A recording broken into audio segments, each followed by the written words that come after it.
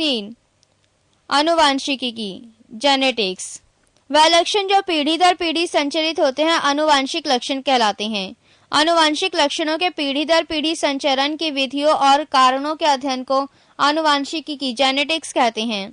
आनुवांशिकता के बारे में सर्वप्रथम जानकारी ऑस्ट्रिया निवासी ग्रेगर जोहान मेंडल 1822 से 1884 ईस्वी ने दी। इसी कारण उन्हें आनुवांशिकता का पिता फादर ऑफ जेनेटिक्स कहा जाता है। डब्ल्यू वॉटसन ने 1905 ईस्वी में सर्वप्रथम जेनेटिक्स नाम का उपयोग किया। जोहानसेन ने 1909 ईस्वी में सर्वप्रथम जीन शब्द का प्रयोग किया। फिनोटाइप। जीवधारी के जो लक्षण प्रत्यक्ष रूप से दिखाई पड़ते हैं उन्हें फिनोटाइप कहते हैं। जीनोटाइप। जीवधारी के आनुवांशिक संगठन को उसका जीनोटाइप कहते हैं जो कि कारको जीन का बना होता है। आनुवांशिक संबंधी प्रयोग के लिए मेंडल ने मटर के पौधे का चुनाव किया था। मेंडल ने पहले एक जोड़ी विपरीत गुणों फिर 2 जोड़े विपरीत गुणों की वंशानुगति का अध्ययन किया जिन्हें क्रमशः एक संकरीय तथा द्विसंकरीय क्रॉस कहते हैं। एक संकरीय क्रॉस मोनोहाइब्रिड क्रॉस। मेंडल ने एक संकरीय क्रॉस के लिए लंबे टीटी एवं बोने स्मॉल टीटी पौधे के बीच क्रॉस करवाया जो निम्न परिणाम प्राप्त हुए। पेज 376। द्विसंकरीय क्रॉस डायहाइब्रिड क्रॉस। मेंडल ने द्विसंकरीय क्रॉस के लिए गोल तथा पीले बीज RRYY व हरे एवं झुर्रीदार बीज स्मॉल RRYY से उत्पन्न पौधों का क्रॉस करवाया। इसमें गोल तथा पीला बीज प्रभावी होते हैं। अतः F2 पीढ़ी के पौधे का फिनोटाइप अनुपात 9:3:3:1 प्राप्त हुए तथा F2 पीढ़ी के पौधों का जीनोटाइप अनुपात 1:2:1:2:4:2:1:1 प्राप्त हुए। उपरोक्त दोनों प्रकार के प्रयोगों के आधार पर मेंडल ने आनुवांशिकता संबंधी कुछ नियम दिए जिन्हें मेंडल के आनुवांशिकता के नियम के नाम से जाना जाता है।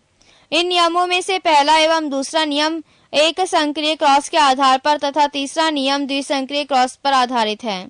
मेंडल के नियम। फर्स्ट, प्रभाविकता का नियम लॉ ऑफ डोमिनेंस।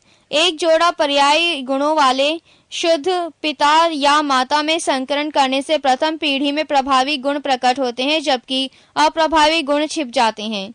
प्रथम पीढ़ी में केवल प्रभावी गुण ही दिखाई देता है लेकिन अप्रभावी गुण उपस्थित अवश्य रहता है। यह गुण दूसरी पीढ़ी में प्रकट होता है। सेकंड, पृथक्करण का नियम लॉ ऑफ सेग्रीगेशन।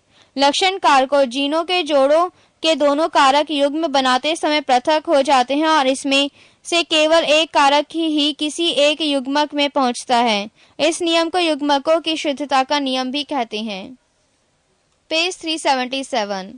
थर्ड, स्वतंत्र अपव्यूहन का नियम लॉ ऑफ इंडिपेंडेंट एडजॉर्टमेंट। जब 2 जोड़ी विपरीत लक्षणों वाले पौधों के बीच संकरण कराया जाता है तो दोनों लक्षणों का पृथक्करण स्वतंत्र रूप से होता है। एक लक्षण की वंशानुगति दूसरों को प्रभावित नहीं करती। युग्म विकल्पी एलिलेस। एक ही गुण के विभिन्न विपर्याय रूपों को प्रकट करने वाले लक्षण कारकों को एक दूसरे का युग्म विकल्पी या एलील कहते हैं। सहलंगनता लिंकेज। एक ही गुण सूत्र पर स्थित जीनों में एक साथ वंशगत होने की प्रवृत्ति पाई जाती है। जीनों की इस प्रवृत्ति को सहलंगनता कहते हैं जबकि जीन जो एक ही गुण सूत्र पर स्थापित होते हैं और एक साथ वंशानुगत होते हैं उन्हें सहलंगन जीन लिंक्ड जीन्स कहते हैं। लिंग सहलंगन जीन सेक्स लिंक्ड जीन्स लिंग सहलंगन गुणों को एक पीढ़ी से दूसरी पीढ़ी में ले जाते हैं।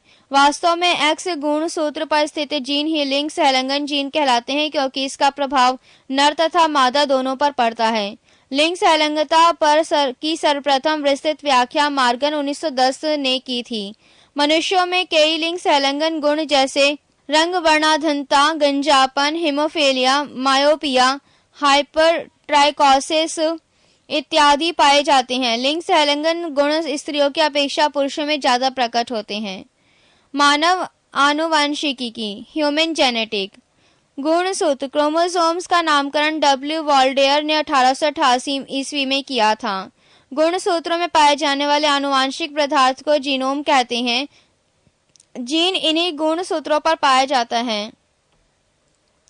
गुणसूत्रों के बाहर जीन यदि कोशिका द्रव के कोशिकांगों में होती है तो उन्हें प्लाज्माजीन कहते हैं। 1956 में एस बेंजर द्वारा जीन की आधुनिक विचारधारा दी गई। इनके अनुसार जीन के कार्य की इकाई सिस्ट्रॉन, उत्परिवर्तन की इकाई म्यूटॉन तथा पुनः संयोजन की इकाई को रेकॉन कहा गया है। मानव में 20 आवश्यक अमीनो एसिड पाए जाते हैं। आर्थर कॉर्नवर्ग ने 1962 ईस्वी में डीएनए पॉलीमेरेज नामक एंजाइम की खोज की, जिसकी सहायता से डीएनए का संश्लेषण होता है। मनुष्य में लिंग निर्धारण। मनुष्य में गुणसूत्रों की संख्या 46 होती है। प्रत्येक संतान को समजात गुणसूत्रों की प्रत्येक जोड़ी का एक गुणसूत्र अंडाणु के द्वारा माता से तथा दूसरा शुक्राणु के द्वारा पिता से प्राप्त होता है। शुक्र जनन में अर्धसूत्री विभाजन द्वारा 2 प्रकार के शुक्राणु बनते हैं। आधे वह जिनमें 23वीं जोड़ी का X गुणसूत्र आता है अर्थात 22+X, और आधे वह जिनमें 23वीं जोड़ी में Y गुणसूत्र आता है 22+Y। नारियों में एक समान प्रकार का गुणसूत्र अर्थात 22+X तथा 22+X वाले अंडाणु पाए जाते हैं। निषेचन के समय यदि अंडाणु X गुणसूत्र वाले शुक्राणु से मिलता है तो युग्मनज जाइगोट में 23वीं जोड़ी XX होगी और इससे बनने वाली संतान लड़की होगी। इसके विपरीत किसी अंडाणु से Y गुणसूत्र वाला शुक्राणु निषेचित होगा तो XY गुणसूत्र वाला युग्मनज बनेगा तथा संतान लड़का होगा। अतः पुरुष का गुणसूत्र संतान में लिंग निर्धारण के लिए उत्तरदायी है। नोट: परखनली शिशु में मामले में निषेचन परखनली के अंदर होता है। पेज 378।